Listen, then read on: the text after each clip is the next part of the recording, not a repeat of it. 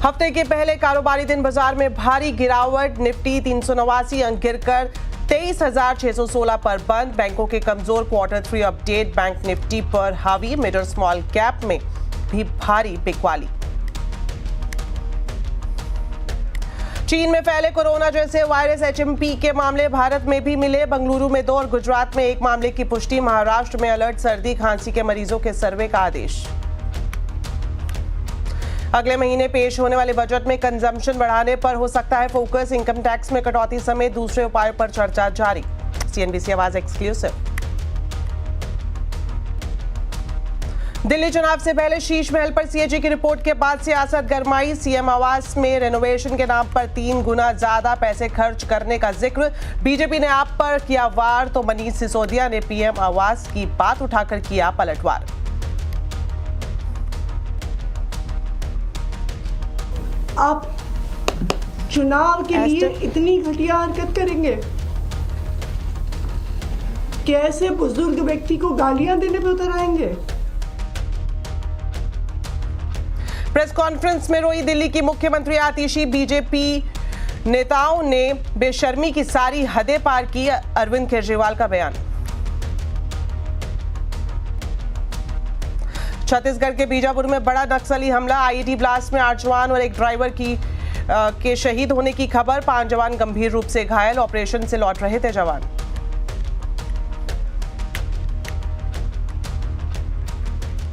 Bulletin की शुरुआत करेंगे बड़ी खबर के साथ। चीन में फैले एचएमपी वायरस ने भारत में दस्तक दे दी है। देश में अब तक 6 मामलों की जानकारी मिल रही है। कर्नाटक में वायरस से संक्रमित 2 मामले मिले हैं। 1 मामला गुजरात में मिला है। वहीं पश्चिम बंगाल, कोलकाता से भी जो पॉजिटिव सैंपल्स की पुष्टि की गई है। हालांकि स्वास्थ्य मंत्रालय का इस पर स्टेटमेंट आना बाकी है। और वहीं गुजरात की बात करें तो यहाँ पर भी 2 महीने का बच्चा संक्रमित पाया गया है। केंद्र सरकार लगातार इस पूरे स्थिति पर नजर बनाए हुए है। में जो एचएमपीवी वायरस के मामले पर हाल ही में आई रिपोर्ट्स पर स्वास्थ्य मंत्रालय ने Indian council for medical research के साथ और national centre for disease control के साथ और वर्ल्ड हेल्थ ऑर्गेनाइजेशन के साथ चीन सहित पड़ोसी देशों में स्थिति पर कड़ी निगरानी रखे हुए हैं। WHO ने भी स्थिति का संज्ञान लिया है और जल्द ही वो भी अपनी रिपोर्ट साझा करेंगे हमसे। ICMR Indian council for medical research और integrated disease surveillance program IDSP के साथ उपलब्ध सांस संबंधित वायरस के देशव्यापी डेटा को भी समीक्षा की जा रही है। तो एचएमपी वायरस से देश को घबराने की कोई जरूरत नहीं है, ये कहना है DGHS डॉक्टर अतुल गोयल का। अतुल गोयल के मुताबिक बच्चों और बुजुर्गों में इसका असर ज्यादा होता है, लेकिन डरने वाली बात फिलहाल नहीं है। यहाँ पे मेटान्यूमो वायरस एक नॉर्मल रेस्पिरेटरी वायरस है जो जुकाम जैसी बीमारी करता है या कुछ लोगों में फ्लू जैसे सिम्टम्स हो सकते हैं, खासकर जो बहुत बूढ़े लोग हैं या बहुत 1 साल से कम उम्र के बच्चे हैं। लेकिन ऐसी कोई सीरियस बीमारी नहीं है जिससे चिंता करने की जरूरत है। जहां तक कि हमारे यहाँ का डेटा का सवाल है, कोई ऐसा बहुत ज्यादा केसेस नहीं आ रहे हैं, ना तो हमारे हॉस्पिटल्स में ना ही हमारे डेटा में जो IDSP पे आता है, जो ICMR का डेटा है उसके हिसाब से नॉर्मल इंक्रीज जो सर्दियों में होता है वही है, उससे ज्यादा सीरियस कुछ नहीं है। तो चिंता करने की आवश्यकता देश को नहीं है इस वक्त। तो फिलहाल किस तरह की स्थिति है एचएमपी वायरस को लेकर, ये जानने के लिए सीधा जुड़ते हैं आलोक प्रियदर्शी से। तो आलोक बताएं, एचएमपी वायरस को लेकर अब तक का पूरा अपडेट क्या है, क्या कुछ ताजा जानकारी मिल रही है?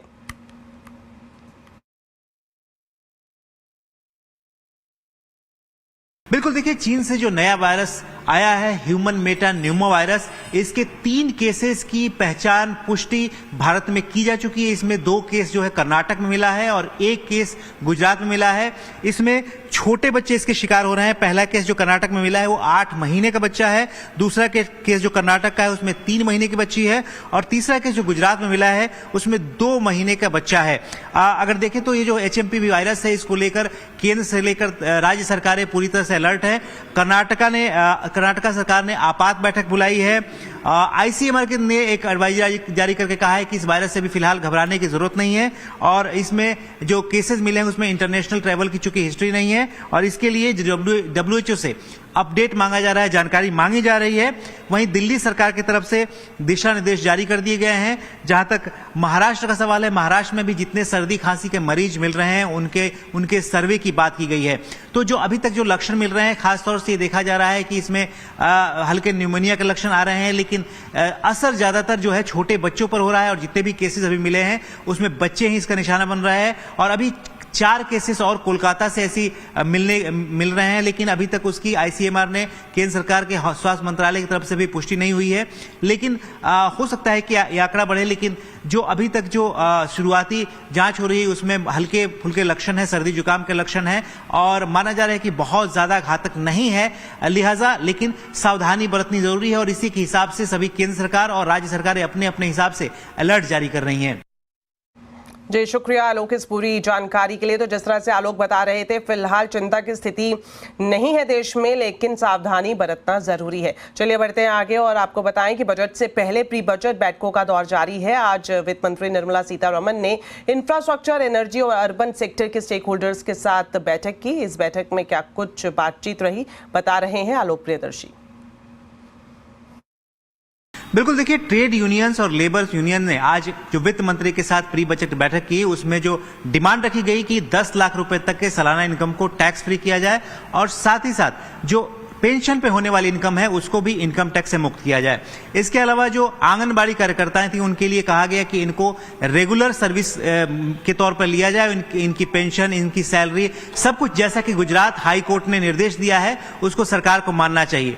जहां तक असंगठित क्षेत्र और गिग वर्कर का सवाल है, गिग वर्कर के लिए भी लेबर यूनियंस ने डिमांड करी कि चूंकि लेबर सेस हर राज्य इकट्ठी करती है और वो एम्प्लॉय और एम्प्लॉयर का ही पैसा होता है, लिहाजा उसके जरिए इनको भी पेंशन के दायरे में शामिल किया जा रहा है, इनकी सामाजिक सुरक्षा को बहाल करने के लिए। तो इस तरह की कई सारी डिमांड जो है लेबर यूनियन की तरफ से की गई। जो सेकंड बैठक थी, दूसरी बैठक थी दोपहर बाद, वो एनर्जी सेक्टर, अर्बन सेक्टर और इंफ्रास्ट्रक्चर सेक्टर को लेती, जिसमें कई सारे दिग्गज जो इंडस्ट्री के वित्त मंत्री के साथ कंसल्टेशन किए। उसमें जो मांगी गई, खासतौर से इंफ्रास्ट्रक्चर पर लगातार एक तरह से जोर देने की बात की गई है बजट में। साथ ही साथ कहा गया कि जो हाउसिंग सेक्टर है उसको और बूस्ट दिया जाए, ताकि जो एक तरह से इकोनॉमी का ड्राइवर होता है, जो हाउसिंग सेक्टर होता है, रियल एस्टेट सेक्टर होता है, और साथ ही साथ रेंटल इनकम को भी फॉर ऑल करने की बात की। अभी कुछ पिछले बजट में कुछ चुनिंदा गवर्नमेंट एम्प्लॉइज के लिए कहा गया था, लेकिन इसको कहा गया कि रेंटल इनकम फॉर ऑल जैसी स्कीम बजट में लाई जानी चाहिए। तो ये तमाम डिमांड्स आज जो आखिरी प्री बजट कंसल्टेशन की बैठक के सिलसिले में चल रही है बैठकें, उसमें ये बैठक में ये मांगे मानी गई हैं। तो प्री बजट बैठक में आंगनवाड़ी कार्यकर्ताओं की क्या कुछ मांगे रही, आइए आपको सुनाते हैं। सरकार का जो लास्ट कनेक्ट है गांव के साथ, घरों के साथ, वो आंगनवाड़ी है, तो इसलिए उनको वो दिया जाना चाहिए। माननीय वित्त मंत्री ने उस पर विचार करने के लिए लेबर सेक्रेटरी से भी एक नोट मांगा है। दूसरा सबसे बड़ा एक सेक्टर है जो आज इंफ्रास्ट्रक्चर डेवलपमेंट हो रहा देश में, तो 7-8 करोड़ निर्माण मजदूर हैं। भारतीय मजदूर संघ के ऑर्गेनाइजिंग सेक्रेटरी पवन कुमार ने 10 लाख की सालाना आय पर इनकम टैक्स में छूट की मांग की है। इनकम टैक्स में 10 लाख की सीलिंग की जाए और जो पेंशनर्स है उसको टोटल एग्जम्प्ट किया जाए। ऐसे ईपीएस 95 जो है, हमने मांग की है भारतीय मजदूर संघ ने कि फर्स्ट स्टेप में 5,000 रुपए प्लस महंगाई भत्ता ये देना चाहिए और अल्टीमेट उसका जितना वेतन है उसका 50% ये देना चाहिए। जम्मू कश्मीर का बड़ा विषय है डेली वेजर्स का। 60,000 के लगभग डेली वेजर्स हैं। अलग अलग प्रकार के वो एसआरओ ये वो जारी करते रहते हैं, किंतु 60,000 लोग पिछले 30 साल से नौकरी कर रहे हैं, रेगुलर नहीं कर रही सरकार, रिटायरमेंट पर आ गए हैं लोग। हम ये कह रहे हैं कि उनको तुरंत कोई योजना बनाकर उनको रेगुलर करना चाहिए। तो इस प्री बजट बैठक में गिग वर्कर्स ने क्या अपनी मांगे रखी है, आइए वो भी आपको सुनाते हैं। स्किलिंग के ऊपर था कि स्किलिंग में जैसे कि एम्प्लॉयर पक्का पार्टिसिपेशन हो रहा है एनएसडीसी में, तो वर्कर्स का पार्टिसिपेशन भी होना चाहिए। चलिए अब एक नजर डालते हैं बाजार के हाल पर। कारोबारी हफ्ते के पहले दिन बाजार में हाहाकार मचा रहा, बाजार पर बिकवाली हावी रही। सेंसेक्स निफ्टी करीब 1.5% फिसलकर बंद हुए। सेंसेक्स 1258 पॉइंट गिरा तो निफ्टी 389 पॉइंट फिसलकर बंद हुआ। बीएसई के सभी सेक्टर इंडेक्स में गिरावट देखने को मिली। इस पर पूरी डिटेल्स दे रही हैं कंचन नौटियाल। तो डेफिनेटली आज बाजार के अंदर एक पैनिक तो हमें देखने को मिला, लेकिन अब देख लेते हैं कि स्टॉक स्पेसिफिक एक्शन किस तरीके का रहा। निफ्टी के 4 शेयर ऐसे हैं जो हरे निशान पे बंद हुए, रेस्ट ऑल द स्टॉक्स सारे के सारे रेड पे बंद हुए हैं। गेनिंग साइड में बात करते हैं, अपोलो हॉस्पिटल की 2% की तेजी, कंज्यूमर टाटा कंज्यूमर में 1%, टाइटन करीबन 1% और HCL टेक करीब 0.5% की मजबूती के साथ बंद हुआ है। लेकिन लूजिंग पॉकेट में अब देखिए आप, टाटा स्टील करीबन 0.5%, ट्रेंट में 4.5%, BPCL 4% और NTPC भी करीबन 4% की बड़ी गिरावट के साथ आज बंद हुआ है। मिड कैप की तरफ नजर डाली जाए तो बढ़ने वालों में नायका 2.5% की तेजी, जुबिलेंट फूड में 1% की, बिकॉज इन दोनों के क्वार्टरली अपडेट सामने आए हैं जिसके बाद तेजी देखने को मिली है। SBI कार्ड में 1% और एम्फेसिस भी करीब 1% की बढ़त के साथ बंद हुआ है। लूजिंग पॉकेट में देखते हैं, आयरेडा 7% का दबाव यहां देखने को मिला, NLC इंडिया में 6%, HPCL 6% और SJVN में भी करीब 6% की बड़ी गिरावट आज के सत्र में देखी गई। इसके बाद बात करते हैं FNO में कौन से बढ़ने वाले शेयर्स रहे, जैसे कि नायका 2.5% की इसमें यहाँ पे बढ़त देखने को मिली, RBL बैंक में 3%, मेट्रोपोलिस हेल्थ में भी 2% और अपोलो हॉस्पिटल भी करीबन 2% की बढ़त के साथ बंद हुआ है। तो बाजार का सेटअप कैसा है, इतनी बड़ी गिरावट और बिकवाली बाजार में क्यों रही, आखिर बाजार के लिए आज का दिन इतना खराब क्यों रहा, बता रहे हैं हमारे मैनेजिंग एडिटर अनुज सिंघल। बहुत खराब दिन मार्केट के लिए। अब देखिए, आप कारण कुछ भी गिनाएं, आज सबसे ज़्यादा जो कारण गिनाया जा रहा था वो था ये रीसेंट वायरस। लेकिन देखिए, हम में से कोई भी डॉक्टर या मेडिकल फील्ड में एक्सपर्ट नहीं है, तो इसके लिए इस पर बहुत ज़्यादा कमेंट करना शायद थोड़ा टफ होगा। लेकिन एक चीज़ मैं कहूँगा कि अगर यही इशू होता तो पूरी ग्लोबल मार्केट गिरती, हमारी मार्केट अकेले नहीं गिरती। हमारी मार्केट काफ़ी वीक है, उसे बस बहाने चाहिए गिरने के लिए। इस समय बैंकिंग के अपडेट्स आए, बहुत ज़्यादा ख़राब नहीं थे अपडेट्स, लेकिन स्टॉक्स काफ़ी गिर गए। खासतौर से PSU बैंक निफ्टी देखिए किस तरीके से गिरा, ज़बरदस्त डिक्लाइन PSU बैंक निफ्टी में आपको देखने को मिला। इंडेक्स करीब 4% नीचे था। उसके अलावा और भी कारण थे मार्केट में, FIS की सेलिंग शायद वापस आई है, डॉलर रुपी काफ़ी वीक हो गया है, उसका एक इम्पैक्ट है, सेंटिमेंट काफ़ी ख़राब है इस समय। तो ये कुछ 4-5 फैक्टर्स थे जिसकी वजह से आज मार्केट गिरा। लेकिन इवेंचुअली एक चीज़ आपको माननी होगी कि मार्केट का टेक्सचर ख़राब है। निफ्टी सारे इंपॉर्टेंट लेवल्स के नीचे ट्रेड कर रहा है और एक बड़ा सेलर वापस आया, वो है FIS। तो इस कॉन्टेक्स्ट में आपको देखना होगा। लेकिन आज की मार्केट की एक और ख़ास बात थी, आज मार्केट ब्रेथ बहुत ही ख़राब थी और आज मिड कैप में ब्रूटल डिक्लाइन थी। मतलब जैसे कहते हैं ना, आज लोगों की चीखें निकल जाएं, वो वाली मार्केट थी। आप एडवांस डिक्लाइन देखिए और काफ़ी अच्छी क्वालिटी के स्टॉक 6, 7, 8, 10% नीचे बंद हुए थे। तो ये आज की ट्रेड में क्लियरली एक और इम्पॉर्टेंट चीज़ थी देखने वाली जो थी। अब क्या करें इस मार्केट में, एक चीज़ तो बहुत क्लियर है इस मार्केट में, एज ए ट्रेडर जल्दबाजी मत करिए बाइंग करने की। मार्केट का टेक्सचर बहुत वीक हो चुका है और मार्केट काफ़ी क्रूशियल लेवल तोड़ चुका है। और जब तक मार्केट अब इसको अरेस्ट नहीं करता, यानी कि 3-4 दिन निफ्टी डे हाई पर बंद हो जाए, 3-4 दिन मार्केट एटलीस्ट कुछ मूविंग एवरेज के ऊपर बंद हो जाए, जब तक ऐसा ना हो तब तक किसी भी रैली पर भरोसा मत करिए। आपको याद होगा पिछले थर्सडे को ही निफ्टी में 500 पॉइंट की रैली आई थी, कहाँ उड़ गई वो पता भी नहीं चल रहा है अब। तो इसके लिए किसी भी रैली में अभी भरोसा मत करिए और किसी भी रैली में फंसिए मत। और अगर आप किसी पोजीशन में फंसे हुए हैं तो रैली में से एग्जिट करने की कोशिश करिए। हाँ, एक चीज़ ज़रूर है, अगर आप एक इन्वेस्टर हैं और अगर आप अपना मार्क टू मार्केट पोर्टफोलियो रोज़ देखते हैं तो आपने नोटिस किया होगा कि आपके मार्क टू मार्केट में काफ़ी जो अगर गेंस हैं वो काफ़ी नीचे आए होंगे। लेकिन पैनिक में बेचने की भी ज़रूरत नहीं है। अगर आपके पास अच्छी क्वालिटी के स्टॉक्स हैं तो इस चीज़ का आप ध्यान रखिएगा। अब आपको दिखाते हैं CNBC आवाज की बिग बजट एक्सक्लूसिव खबर। अगले महीने पेश होने वाले बजट में कंजम्पशन बढ़ाने पर खास फोकस हो सकता है। CNBC आवाज को मिली एक्सक्लूसिव जानकारी के मुताबिक इसके लिए इनकम टैक्स में कटौती समेत दूसरे उपायों पर भी चर्चा की जा रही है। पूरी खबर जानने के लिए अब सीधा जुड़ते हैं हमारे वरिष्ठ सहयोगी लक्ष्मण रॉय से। तो लक्ष्मण जी, बताएं क्या एक्सक्लूसिव जानकारी है आपके पास बजट को लेकर? देखिए, मुझे जो सूत्रों से जानकारी मिली है उसके मुताबिक इस बार बजट में सबसे महत्वपूर्ण जो थीम रहने वाली है वह है कंजम्पशन। बजट में ऐसे कई सारे कदम उठाए जा सकते हैं जिससे कंजम्पशन को बढ़ावा मिले और इसके लिए लोगों के हाथ में ज़्यादा पैसा आ जाए, ये सुनिश्चित करने के लिए कुछ कदमों पर गंभीरता से विचार किया जा रहा है। और उसमें सबसे महत्वपूर्ण कदम ये हो सकता है कि इनकम टैक्स में अच्छी खासी रियायत दी जाए। और इनकम टैक्स में जब रियायत की बात कर रहा हूँ तो आपको याद होगा जब प्रधानमंत्री अर्थशास्त्रियों के साथ बैठक कर रहे थे उस वक्त भी ये मुद्दा गंभीरता से उठा था। वित्त मंत्री अलग अलग प्री बजट कंसल्टेशन कर रहे हैं, वहां भी मुद्दा गंभीरता से उठ रहा है। तो अब वित्त मंत्रालय इस पर विचार कर रहा है। तो इनकम टैक्स में रियायत देने के 3 अलग अलग विकल्प हैं। एक विकल्प यह है कि स्टैंडर्ड डिडक्शन जो 75,000 रुपये अभी है उसे बढ़ा करके 1 लाख रुपए कर दिया जाए। इससे क्या होगा कि इनकम टैक्स के नेट के दायरे से लोग निकलेंगे भी नहीं और इनकम टैक्स की राहत भी मिल जाएगी। दूसरा जो विकल्प है जो सबसे ज्यादा चर्चा में है वो ये है कि 20% और 30% के स्लैब जो है उसमें आमदनी की रकम काफी कम है। जैसे 12 लाख से 15 लाख तक की आमदनी है तो 20% टैक्स लगता है। 15 लाख से जैसे ही आमदनी बढ़ जाती है सीधा 30% लग जाता है। तो यहां पे आप एक बदलाव दे सकते हैं ताकि 15 लाख तक की आमदनी वाले कैटेगरी के लोगों को एक राहत मिलता हुआ दिखे। और तीसरा कि इनकम टैक्स छूट की सीमा में कम से कम 50,000 रुपए की बढ़ोतरी कर दीजिए। तो ये इनकम टैक्स में राहत देने के अलग अलग विकल्प हैं। लेकिन इन सब के बावजूद अलग भी कई सारे डायरेक्ट कैश सब्सिडी वाली स्कीम है, जैसे मनरेगा हो गया, किसान सम्मान निधि योजना हो गया। तो इसके जरिए भी सरकार चाहे कि इनकी रकम बढ़ाई जाए ताकि ग्रामीण इलाकों में लोगों के हाथ में सीधे ज्यादा पैसा जाए ताकि वो खर्च करें। और ऐसी अलग अलग विकल्पों पर सरकार विचार कर रही है। लेकिन सरकार जो सूत्र बता रहे हैं सबसे बड़ी चुनौती यह है कि लोग हाथ में पैसा दें तो वो पैसा खर्च करें, ये कैसे सुनिश्चित किया जाए। ऐसा नहीं कि उस पैसे को सेविंग में डाल दें। इसलिए कई सारे रास्ते हैं जिसको पहले देखा जाएगा उसको क्या नफा नुकसान होगा, फिर सरकार इस पर अंतिम फैसला लेगी। तो बजट पेश होने से 1 हफ्ते पहले तक ये सारे कैलकुलेशन चलते रहते हैं। निर्मला सीतारमण का ये बजट स्टॉक मार्केट के लिए होगा मेक और ब्रेक। कंजम्पशन, केपेक्स और न्यू एज रिफॉर्म्स की है दरकार, ग्रोथ को भी देनी है फुल रफ्तार। रोजगार बढ़ाना है और टैक्स कम कर मिडिल क्लास को भी लुभाना है। मोदी 3.0 के इस खास बजट का पूरे देश को है इंतजार, क्या करेगी सरकार।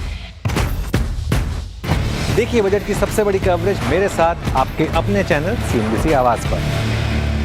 तो चलिए अब आपको बता देते हैं आज के आवाज अड्डा के टॉपिक के बारे में। दिल्ली में चुनाव से पहले क्यों छिड़ा है घमासान और चुनाव में किसका चलेगा दाव। आज आवाज अड्डा में इसी पर होगी बड़ी चर्चा शाम 7:57 पर। चलिए वक्त हो गया एक छोटे से ब्रेक का, लेकिन खबरें अभी और भी हैं। आप देखते रहिए आवाज समाचार।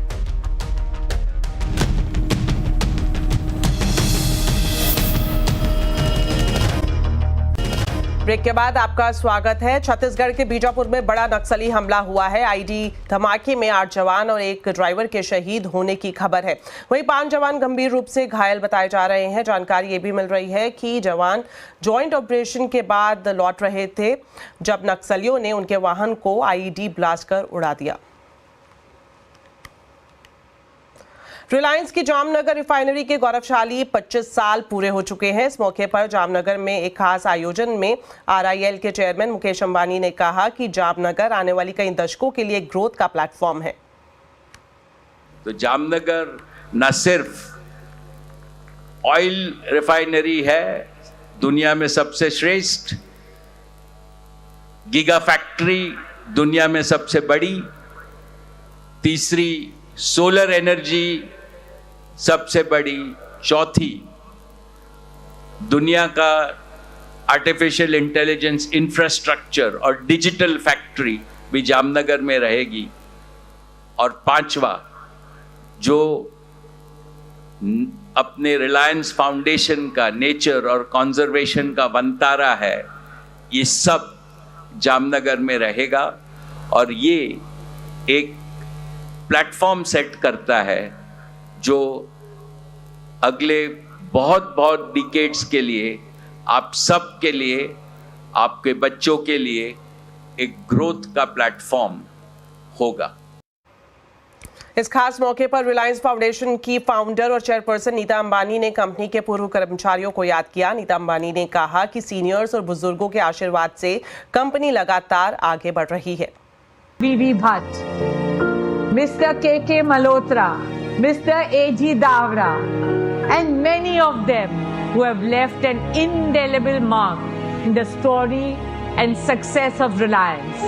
For me today, it is heartwarming to have Mrs. Bhatt and Mrs. Malhotra here with us in the audience. Please join us in giving them a big round of applause. इस मौके पर आकाश, ईशा और अनंत अंबानी ने भी अपने विचार रखे। आइए आपको सुनाते हैं। AI infrastructure that we have commenced working in Jamnagar will make not only Jamnagar a leader in AI infrastructure, but will also place it amongst the top ranked in the world. We have already commenced building this in Jamnagar, and we want to complete it in true Jamnagar style in record time, as we have always done in Jamnagar, in 24 months. And on behalf of Isha, Anant, and myself, we commit to you that we will grow Reliance together and make sure that Jamnagar will always be the jewel of our Reliance family. This is our commitment to the entire Reliance family, and both to my parents, my father Shri Mukesh Bhai Ambani and my mother Neeta Ambani. What I want to also say, it is our goal in the new information and technology age to make Jamnagar a leader of the world.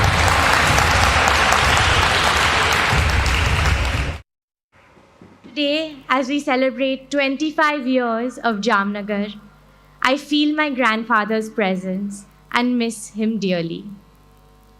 This was his cherished dream, a vision that lived in his heart. He would have been so proud to see what Jamnagar has become today. He would have asked, "Tamne badane maja aave che ki nahi?" And yes, Papa, badane boj maja aave che aaje. I've witnessed my father's absolute dedication to making his father's dream a reality. This is my father, Shri Mukesh Bhai Ambani.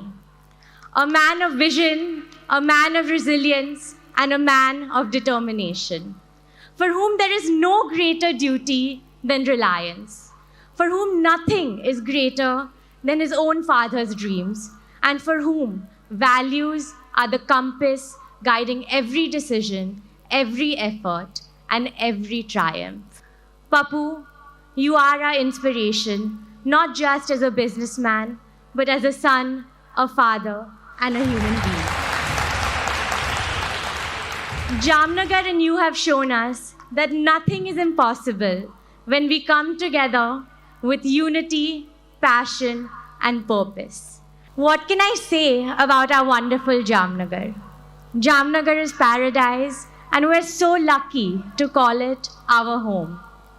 I still remember coming here with my mother when she started making this township, standing on barren land and watching her work tirelessly to turn it into a green, lush, and beautiful township. मेरे परम पूज्य दादाजी श्री धीरूभाई अंबानी ने एक सपना देखा था। एक ऐसी रिफाइनरी का निर्माण करना चाहते थे जो पूरे विश्व में सर्वश्रेष्ठ हो। 25 साल पहले दादाजी के जीवन काल में मेरे पिताजी श्री मुकेश भाई ने धीरूभाई अंबानी का इस सपना को पूरा कर दिया। आज मैं आभारी हूँ। आभार इस बात का है कि मुझे ऐसे दो महापुरुषों का अमूल्य विरासत मिली है। आज के इस पावन दिन पर मैं संकल्प करता हूँ और मेरे पिताजी को वचन देता हूँ कि मैं जामनगर से जुड़े हुए सभी सपनों को साकार करके दिखाऊंगा। और एक बात, जिस तरीके से मेरे माताजी ने मुझे पशु पक्षी से प्रेम करना सिखाया, उसी तरह वंतारा से प्रेरणा लेकर आप सभी जीव जंतु से प्यार करना, यही मेरा आपसे विनती है। वंतारा ने यह साबित कर दिया है कि रिलायंस पशु पक्षी की भी उतना ही ख्याल रखते हैं जितना मनुष्य का ख्याल रखते हैं। वंतारा रिलायंस के वी केयर फिलॉसफी का जीता जागता उदाहरण है। मुझे पूरा विश्वास है 25 साल बाद जब भारत के स्वतंत्र के शताब्दी मनाई जाएगी, जामनगर के गरिमा और गौरव को हम सब मिलकर आसमान की नई ऊंचाइयों तक ले जाएंगे।